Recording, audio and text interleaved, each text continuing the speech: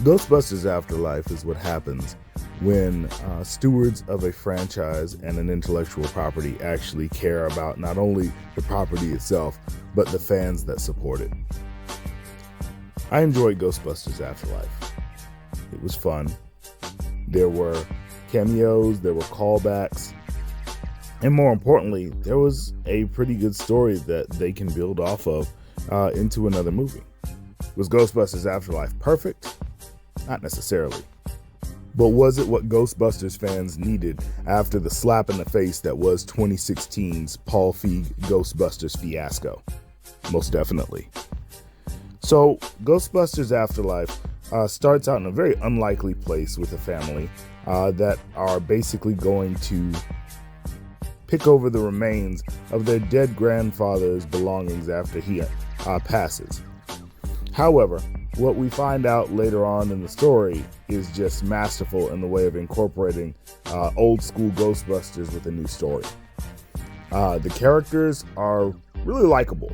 In particular, the lead actress, Mckenna Grace, she does a really, really good job as being a child that obviously is on the spectrum, but not in that really annoying, obvious way, but more so in the way that she's definitely super intelligent, but she does have problems relating to people on a social level, like her deceased grandfather, who I will not spoil for you or who he is, but I'm pretty sure if you're a Ghostbusters fan, you know who her grandfather is.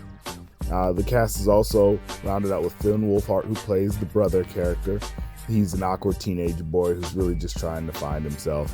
And their mother, who is slightly irresponsible, but you find out why that is and, you know, what her issues are through the character development of the story.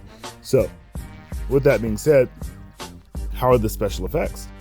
Well, the special effects in this are really good. I mean, exceptionally done well. Even with the CGI, normally I'm not really a fan of CGI, especially when it comes to Ghostbusters, because practical effects were made pretty much famous with the original Ghostbusters.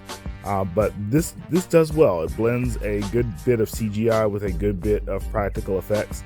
And as far as the story is concerned, Jason Reitman, I do believe, did very well with this. I was kind of on the fence because, you know, Ivan Reitman's story, or Ivan Reitman and Dan Aykroyd and Harold Ramis' story from the original Ghostbusters films was really good and really wasn't heavy-handed with comedy as the 2016 Ghostbusters attempted to do, but really just played a straight paranormal film that had comedic elements. And I feel like this movie definitely respected that tradition.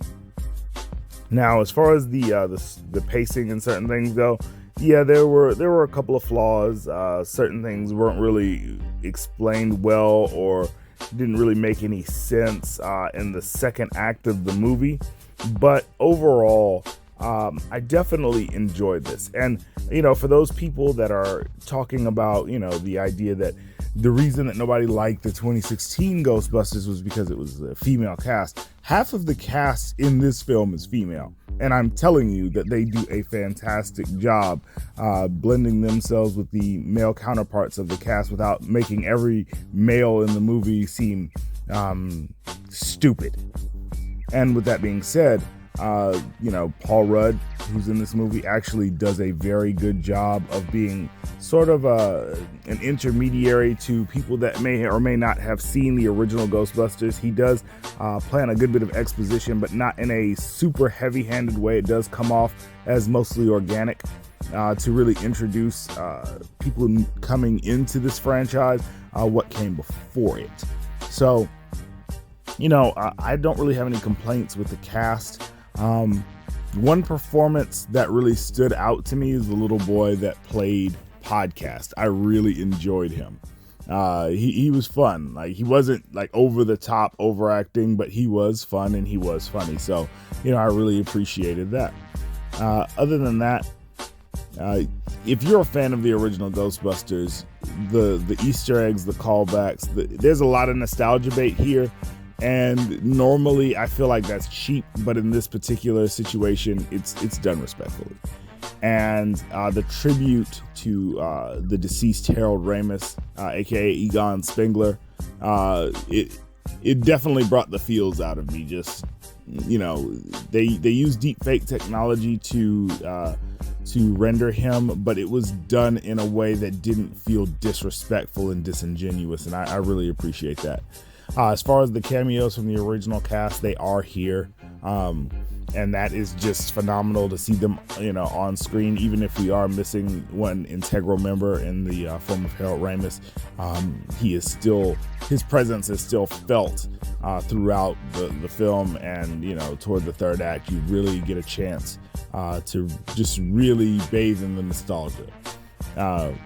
So, I mean, if I had to put a number on Ghostbusters Afterlife, I would give this a solid 8 out of 10.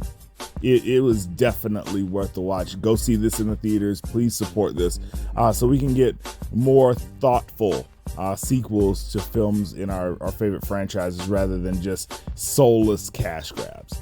All right, guys, so if you appreciated the content, if you enjoyed the content, please give us a like, maybe even a subscription, and we'll keep putting it out.